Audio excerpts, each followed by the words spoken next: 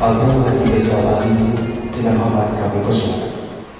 Agenda rapat koordinasi ini akan membahas, mengevaluasi, mensinergikan, dan mensinkronisasikan pelaksanaan program-program dan kegiatan-kegiatan MPU Aceh dan MPU Kabupaten Kota.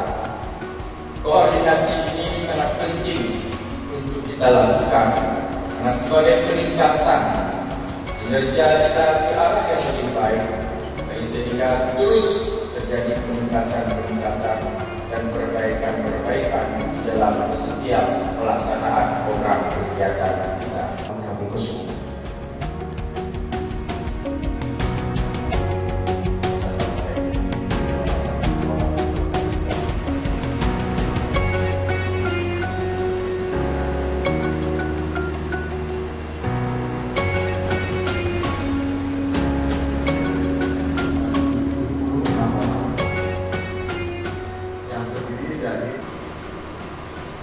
Hasil yang kita ingin capai pada rapat koordinasi ini adalah adanya komunikasi dan koordinasi yang efektif serta optimal dalam bentuk koordinasi antara ulama dan kepala. Adanya persamaan persepsi dan sinkronisasi pelaksanaan program kegiatan MPU di tahun 2020. Walhadirat sudah. Terima kasih Majelis Ulama Se-Aceh